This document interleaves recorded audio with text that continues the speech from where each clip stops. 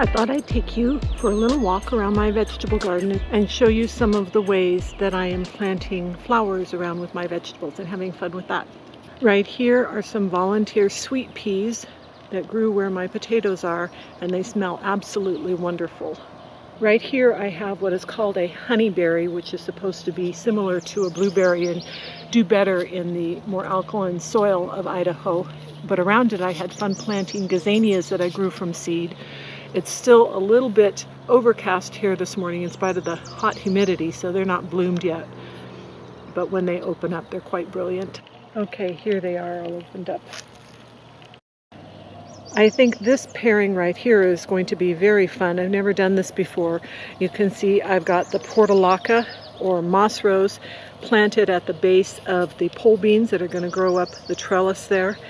And since the pole beans don't spread out on the ground, this should just be a marvelous treat. We'll see the moss rose are even getting nicer in the sun. And here on the other end is the other honeyberry that I have for pollinizing with its semicircle of gazania. Nothing much to see in this raised bed yet. I have some onions that overwintered and I've topped the seed heads off of, and it's going to be some winter squash, but I also planted some Benary's giant zinnia right there, and that should look really pretty. Might have to support it, and it'll be up against that row of cabbage there.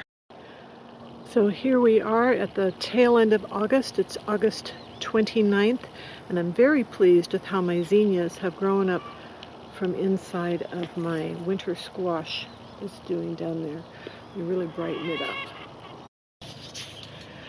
This is a raised bed with 3 different varieties of peppers in it. You can see got some blooms going on there already.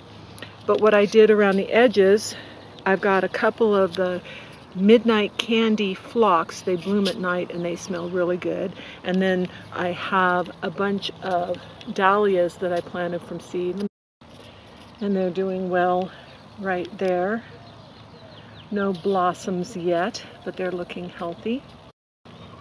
The dahlias that I planted from seed are larger than I had anticipated. I thought they were going to be the low-growing ones that I see at the garden nursery, and these are getting as big as the others that I planted from tubers. The flowers aren't nearly as showy so far. That one is the first one to bloom, which you can see compared to the peppers. They're about the same size. It's hard to tell where they are, so I wouldn't do that matchup again.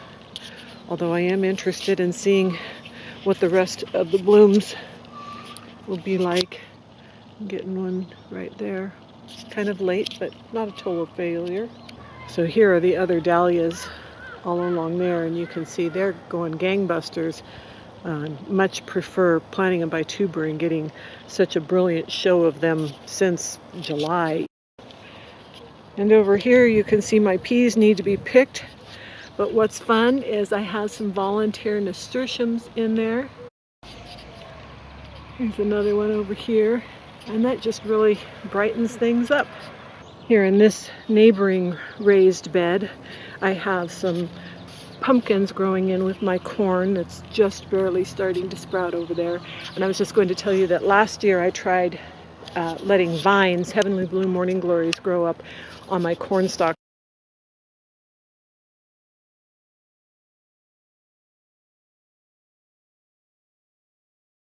Using sunflower stalks successfully. They're stronger than the corn. This isn't flowers here, but I'm really pleased with this color combination of the cabbages. The cabbages have turned out huge, but these flambeau dried beans are just so fun to grow. And just for fun, there's one more shot of those tidy tips that I wrote about a couple of weeks ago. They're really happy right here. Here I've got a little cilantro on one end, and it's actually the main crop right here is cantaloupe. You can see the little starts right there. But then there was a lot of cosmos that volunteered from last year when I had just a couple of plants, so I left that there, and I think that will be pretty.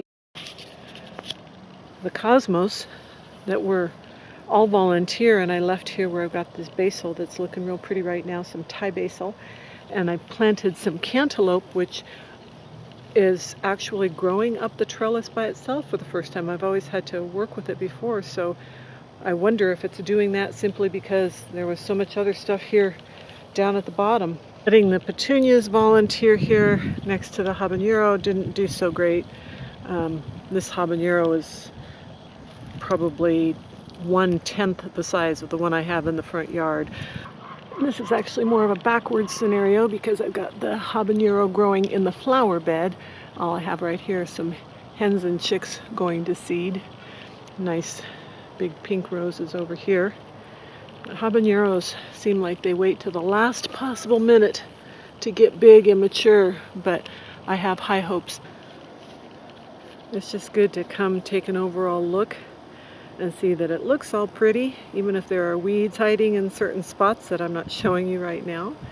But having the flowers mixed in just makes it very nice to look at in extra ways when I'm looking from the kitchen window.